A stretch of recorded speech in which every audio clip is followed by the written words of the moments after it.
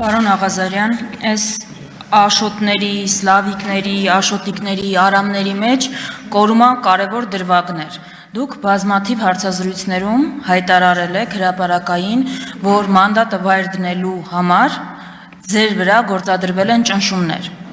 Հիմա հարցս ուղիղ է ու հստակ է։ Առաջին, հաստատում եք այդ փաստը այստեղից, որ մանդատը վայր դնելու համար ձեր վրա գործադրվել են ճնշումներ։ Երկրորդը, եթե հաստատում եք, խնդրում եմ ասել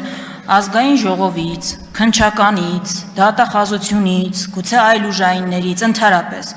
որ կառույցից, ովքեր են ձեզ հետ հանդիպել, ինչ ճնշումների մասին է խոսքը, ինչ են ասել։ Դե նոյեմբեր,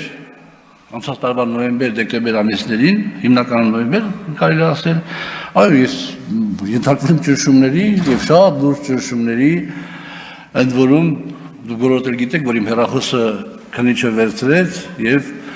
ասենք կատարեց ինչ-որ էլեկտրոնային խոզարկություն։ Ես մի առիթով, ոչ թե մի առիթով, մեկ-երկու անգամ ասել եմ, որ եթե ազգային անվտանգության հետ կապված, պետական անվտանգության հետ կապված որևէ խնդրի հետ կապված առնչվող, որևէ փաստաթուղթ, որևէ ապացույց հանդիսացող գործիք, որևէ, չգիտեմ, էլեմենտ կհայտնաբերեն իմ գրպանից, իմ անկողնուց, իմ էլ չգիտեմ որտեղից, ես խնդիր չունեմ, ես օքեյ եմ, եթե դա վերաբերում է պետական անվտանգությանը, բայց եթե իմ հեռախոսը վերցնում են եւ այնտեղ կարդում են իմ եւ որևէ մեկի տղամարդ թեկին անձնական նամակագրությունը եւ սպառնում են, որ կտանք ձեր կնոջը, կտանք ձեր տղաներին, կհրապարակենք, ես եմ ավելի անբարոյական, թե տանողները, դա ճնշում չի։ Եթե ես իմանայի, հալա շնորհակալ եմ, որ քաղաքացիական պայմանագիր խմբակցության անդամներից ոչ բոլորն են ծանոթացել այդ ամեն ինչին, բայց եթե ես իմանայի, որ իմ նախկին գործընկերներին այնպիսի վիճակի մեջ կդնեմ, որ իրանք այդքան կիջնեն, որ կկարդան իմ անձնական նամակագրությունը, մի հատ էլ ինձ անբարոյական կասեն, ես առանց վարչապետի խնդրանքից մանդատից կհրաժարվեի, որ այդպիսի վիճակ չլներ իմ նախկին գործընկերների համար։ Բա Քյարեմյանը ելույթ ունենում ասում է երկու հոգի զանգել են, ասում են, որ սենց է ձեր տղայի գործով։ Ես ասում եմ անուններ հրապարակեք, մանդատս վայր դնեմ, հրապարակավ ասում եմ, անուններ չեք հրապարակի, վիրավորական խոսքեր եմ ասում։ Այդ գործի հետ կապված իմ խնդրանքով իմ փաստաբանն է դիմում եւ վարույթը հարուցվում իմ եւ պարոն Քարամյանի այդ միջադեպի հետ կապված եւ այդ վարույթը քննում է։ Բայց ամեն ինչ ճնշումներ են։ Հիմա այլ ավելի ճնշումներ են եղել, որոնք ասենք հարմար չեմ գտնում ասել։ Արձագանք։ Տիկին դատախազ, նախ կարծում եմ էլ շանս չունեք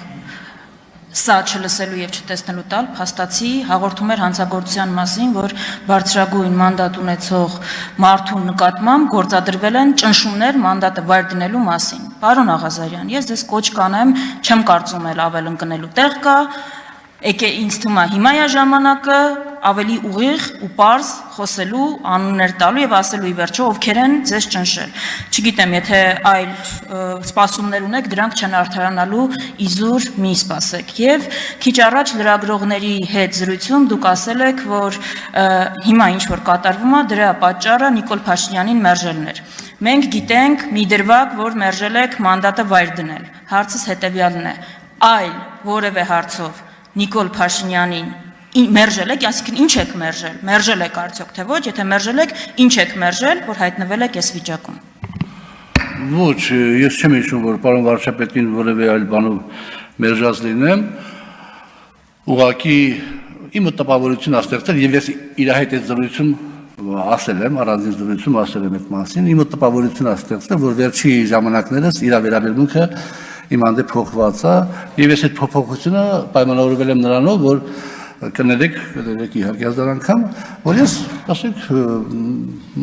միշտ հայտնի եմ եղել, սխալ թե ճիշտ կապ չունի դա, բայց ինքնուրույն տեսակետ արտահայտելու կամքով։ եւ ես դա միշտ արել եմ իմ հասկանալով նորից հանուն թիմի, հանուն պետականության։ Կարող է սխալվել եմ, բան չեմ ասում, բայց այս դուր բոլոր իրավիճակներում ըստ երևույթին, որով մենք հայտնվել ենք, մեր պետությունը հայտնվել է եւ հայտնվել է վարչապետը, երևի թե իրեն արդեն այդպիսի գործիչներ պետք չեն։